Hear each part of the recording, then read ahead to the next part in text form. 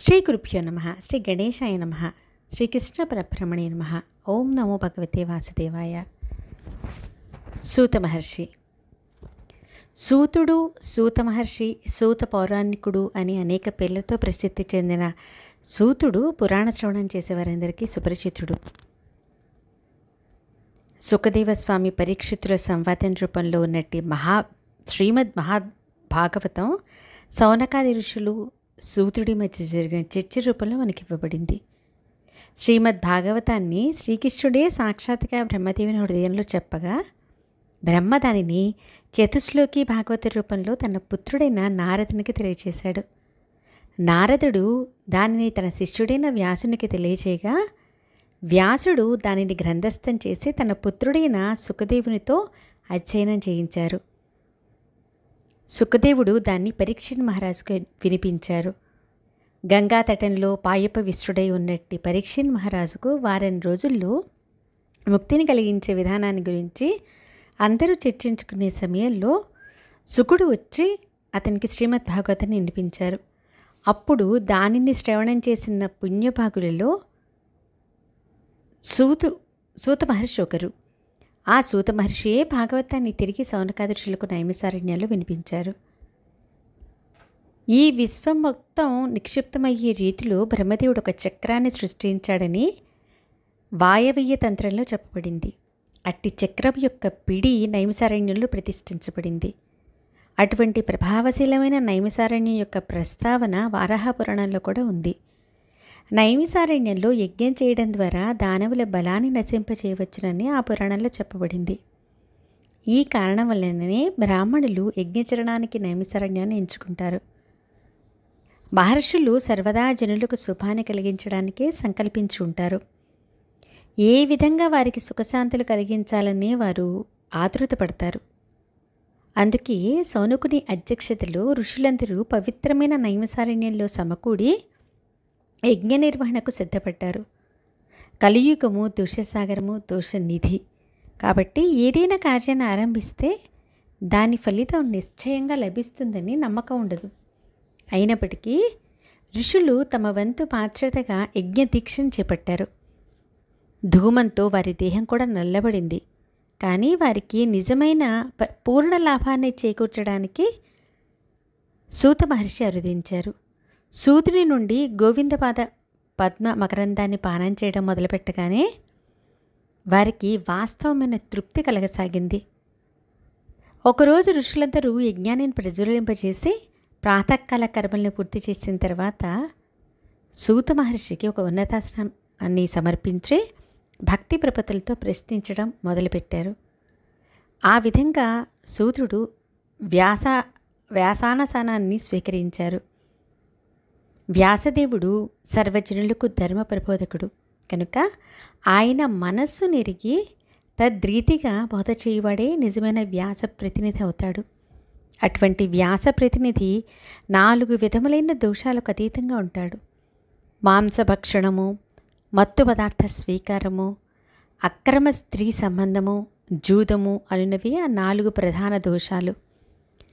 ఈ 4 నుండి దూరంగా ఉన్నట్టి నిష్కళంక చరిత్రుడే వ్యాసాసనాన్ని అధిష్ఠించడానికి అర్హుడు. వ్యాస ప్రతినిధి దోషాతీతుడే కాకుండా వేదశాస్త్రాల్లో నిష్ణాతుడై ఉండాలి. రామాయణ భారతాల వంటి ఇతిహాసాలు కూడా వేదములోని భాగములే. కాబట్టి ఆచార్యుడు లేదా గోస్వామి ఈ శాస్త్రాల్లో నిష్ణాతుడై ఉండాలి.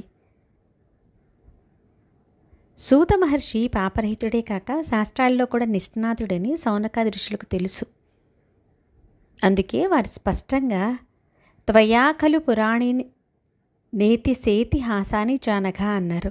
అంటే ఓ సూత మహర్షి, మీరు సంపూర్ణంగా దోషరహితులు, ధర్మశాస్త్రాలలో పురాణేతిహాసాలలో పరమ నిష్ణాతులు అని దాని అర్థం. భగవతాతారమూర్తి అయిన వ్యాసదేవుడు రచించినట్టి శాస్త్రముల్లోనూ సూతుడు నిష్ణాతుడు. భౌతిక జ్ఞానము, తత్వజ్ఞానములందు నిష్ణాతులైన ఇతర మునుల గురించి కూడా ఆయనకి తెలుసు. సూతుడు పరమసౌమ్యుడు కనుక గురువులు ఆయనకు వినమ్ర శిష్యునికి అనుగ్రహించే గుహ్యమైన జ్ఞానాన్ని తెలియజేశారు. నిజానికి ఆధ్యాత్మిక విజయ రహస్యం ఇదే. గురువు దేవునకు ప్రియమును కలిగించడం ద్వారానే ఎవరైనా కృష్ణునికి ప్రియాన్ని కలిగించగలరు. గురుదేవునికి ప్రియం లేకపోతే ఆధ్యాత్మిక ప్రగతిలో గొప్ప అవరోధం కలుగుతుంది, గొప్ప ఉపద్రవం వాటిల్లుతుంది. సూతునికి చక్కని శిష్యుని లక్షణాలన్నీ ఉన్నాయి. అందుకే ఆయన వ్యాసాది గురువుల నుంచి దివ్యానుగ్రహాన్ని పొందారు. అటువంటి ప్రామాణికుడైన సూతుడే సరియైన వక్త అని నిర్ణయించి సౌనకాది ఋషులు భాగవత శ్రవణానికి సిద్ధపడ్డారు. ఇక సూత మహర్షికి పురాణ కీర్తనం అనే దివ్య వరం ఎలా లభించిందో చూద్దాం. కౌరవ పాండవులు కురుక్షేత్ర రణరంగంలో యుద్ధానికి సన్నద్ధులవుతున్నారని తెలుసుకున్న బలరాముడు తీర్థయాత్ర నెపంతో ద్వారక నుంచి బయలుదేరాడు. ప్రభాస తీర్థంలో స్నానం చేసి దేవతలు, ఋషులు, పితృదేవతలు, ఉన్నతులైన మానవుల్ని ఆదరించిన తర్వాత అతడు బ్రాహ్మణులతో కూడి సరస్వతీ తీరాన్ని దర్శించాడు. బిందు సరోవరము, త్రితకూపము, సుదర్శనము, విశాలము, బ్రహ్మతీర్థము, చక్రతీర్థము, గంగాయములను సందర్శించిన తర్వాత అతడు నైమిసారణ్యానికి చేరుకున్నాడు. బలరాముడు అచ్చటికి చేరుకోగానే ఋషులందరూ అతనిని ఆహ్వానించి ఆదరించి అర్చించారు. ఆ విధంగా తన పరివారంతో సహా పూజితుడైన బలరాముడు ఉన్నతాసనంపై కూర్చున్నాడు. కానీ వేదవ్యాసుని శిష్యుడైన రోమహర్షణుడు మాత్రం తనకి ఎటువంటి గౌరవాన్ని ఇవ్వకుండా ఆశ్రమంలో కూర్చొని ఉండడం బలరామునికి కనిపించింది. ఆశ్రమం నుంచి లేవకుండా కనీసం చేతులైనా జోడించకుండా తనకు అమర్యాద చూపిన సూతవంశజునిపై బలరామునికి కోపం వచ్చింది. ఆగ్రహోదగ్రుడై బలరాముడు ఇలా అన్నాడు: విలోమ జాతికి చెందిన ఈ మూర్ఖుడు నాకన్ననో ఈ బ్రాహ్మణుల కన్ననో ఉన్నతాసంపై కూర్చుండను కనుక నిక్కముగా వదార్థుడు. ఇతడు వ్యాసదేవుని శిష్యుడే కావచ్చును, ఆయన నుండి అనేకమైన శాస్త్రములు అధ్యయనం చేసి ఉండవచ్చును, పురాణేతిహాసములు పూర్తిగా నేర్చి ఉండవచ్చును. కానీ అట్టి అధ్యయనం ఇతనిలో ఎటువంటి సలక్షణాలని కలిగించలేదు. పైగా ఇతని శాస్త్రాధ్యయనం నటుని అధ్యయనం వలె అయింది. మనస్సును జయించలేని ఇతడు తనను పండితునిగా భావించుచున్నాడు. ధర్మపరులమని చెప్పుకునడి అధర్మవర్తనను వధించడానికి నేను అవతరించాను. రోమహర్షుని తప్పిదాన్ని ఉపేక్షించడానికి బలరాములు సిద్ధపడలేదు. పరమ ధార్మికులమని చెప్పుకొంచు కనీసం భగవంతుని ఆదరించినట్టి కోహనా వ్యక్తులు నశింపచేయడానికే దేవదేవుడు అవతరిస్తాడు. బలరాముడు అధర్మపరులను వధించే కార్యక్రమం ఆపివేసినప్పటికీ ఒక కుశగ్రాసంతో తాకి రోమహర్షుని వధించాడు. కేవలం కుశగ్రాసంతో తాకి రోమహర్షుని వధించడం అనేది బలరాముని అద్భుత శక్తికి నిదర్శనం. అది చూసిన ఋషులందరూ హాహాకారాలు చేశారు. హే ప్రభు, నీవు గొప్ప అధర్మ కార్యాన్ని చేశావు. యదునందన, మేము ఇతనికి బ్రహ్మాసనాన్ని సమర్పించి దీర్ఘాయును ప్రసాదించాం. యజ్ఞం కొనసాగునంత వరకు దేహ క్లేశాల నుంచి విముక్తిని ప్రసాదించాం. నీవు తెలియక బ్రాహ్మణుని వధించావు. కానీ నిజానికి నీవు యోగేశ్వరుడు వచ్చే నిన్ను ఏ శాస్త్రము ఆదేశించలేదు. అయినప్పటికీ ఈ బ్రాహ్మణ వధకు నీవు ప్రాయశ్చిత్తం చేసుకుంటే జనులందరూ నీ ఉపమానాన్ని అనుసరిస్తారు అని విన్నవించుకున్నారు. అప్పుడు బలరాముడు వారి మాటలను మన్నించి, ఋషులారా, మీరు చెప్పినట్లుగానే ఈ వధకు ప్రాయశ్చిత్తం చేసుకుంటాను. కనుక తొలుత చేయవలసిన కార్యమేంటో చెప్పండి. నా శక్తితో దీర్ఘాయువును, బలమును, ఇంద్రియ శక్తిని నేను కలగజేయగలను అని అన్నాడు. అది వినిన ఋషులు, ఓ రామా, నీ శక్తి, నీ కుశాయుధ శక్తి, మేము చేసిన వాగ్దానము, రోమహర్షుని మరణము, ఇవన్నీ కూడా యథాతథంగా ఉండేటట్టు చూడుము అని అన్నారు. వారి మాటలను వినిన బలరాముడు, మనిషి తన పుత్రుని రూపంలో మళ్ళీ జన్మిస్తాడని వేదాలు చెప్తున్నాయి కనుక రోమహర్షుని సుత్తుని పురాణవక్తగా చెయ్యండి. అతనికి దీర్ఘాయువును, ఇంద్రియ బలమును, శక్తిని ప్రసాదిద్దామని అన్నాడు. ఆ విధంగా రోమహర్షుని సుతుడైన సూత గోస్వామికి పురాణవక్త స్థానం లభించింది. బలరాముని అనుగ్రహం వల్ల దీర్ఘాయువు, ఇంద్రియపటుత్వం అన్నీ కూడా సూతునికి లభించాయి. తర్వాత బలరాముడు ఋషుల కోరికను అనుసరించి బల్వలుడనే దానవుని కూడా వధించాడు. అటువంటి సూత మహర్షిని ఆహ్వానించి నైమిసారణ్య ఋషులు ఉన్నతాసనం సమర్పించారు. వినమ్రంగా ప్రశ్నలను వేశారు. తమ హృదయంలో ఉన్నట్టి కృష్ణ భక్తిని వెల్లడి చేశారు. ఋషుల వినమ్రపూర్వక ప్రశ్నలిచ్చే సంతుష్టుడైన సూతుడు వారికి కృతజ్ఞతలు తెలిపి సమాధానాలు చెప్పటానికి ఉద్యుక్తుడే తొలుత శుకుని కీర్తించాడు. అది అతనికి గురువుల పట్ల గల శ్రద్ధను తెలియజేస్తుంది. మహానుభావుల పట్ల అతని గల శ్రద్ధను అతని మాటల్లోనే మనం తెలుసుకోవచ్చును. దివ్యమైనవి, పవిత్రమైనవి అయిన అనంతుని కథలను మనం తమకు వినిపించమని సౌనకాదులు అర్థించినప్పుడు వారితో అతడు, ఋషులారా, విలోమ జాతిలో జన్మించినప్పటికీ జ్ఞానవంతులకు మహాత్ములు సేవించడం ద్వారా, వారిని అనుసరించడం ద్వారా నేను ఈ జన్మలో ఉన్నతిని పొందాను. అటువంటి మహాత్ములతో కేవలం సంభాషించడం ద్వారానే హీన జన్మల వల్ల కలిగే అయోగ్యతల నుంచి మనిషి పరిశుద్ధుడవుతాడు అని అన్నాడు. సూతుడు బ్రాహ్మణ వంశంలో జన్మించలేదు.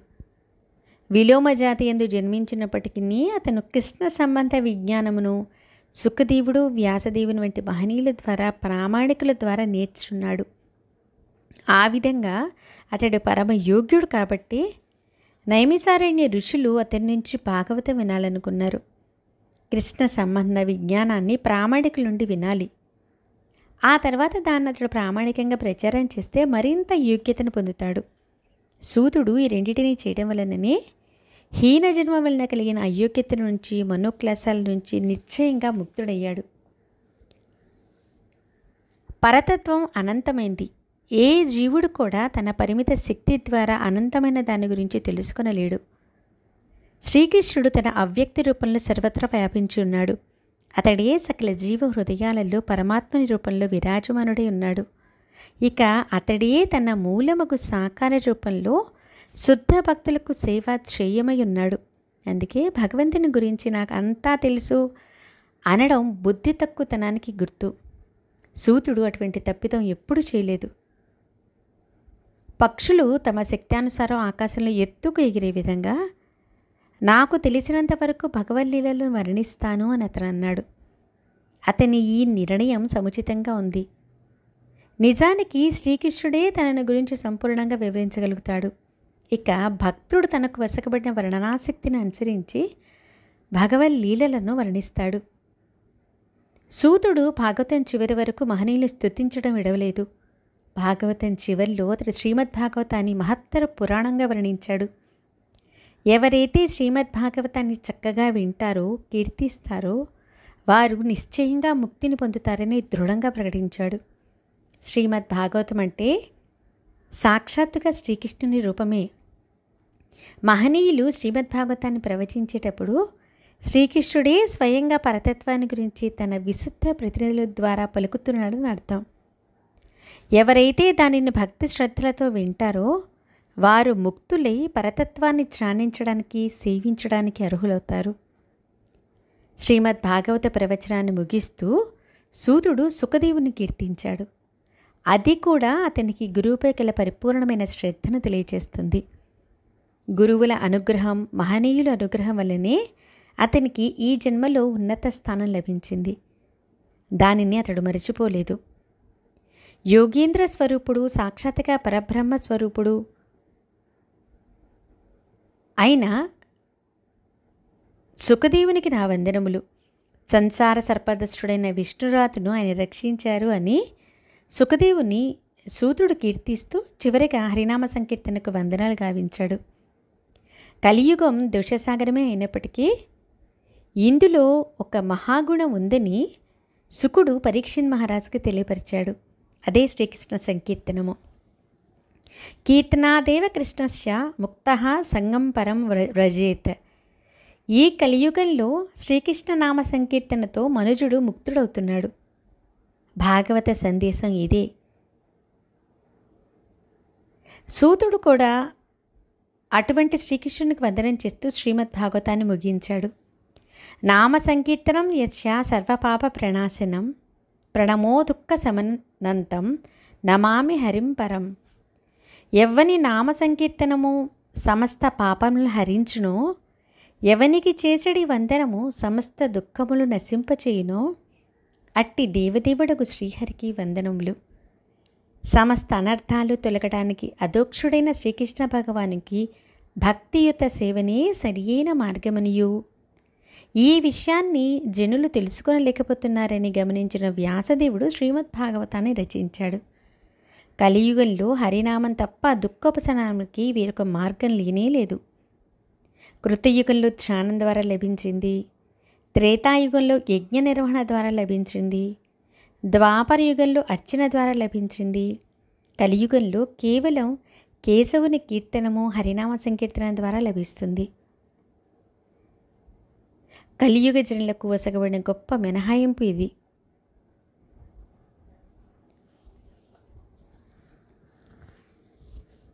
ఎందుకంటే హరినామ సంకీర్తనమే కలియుగంలో చెప్పబడింది.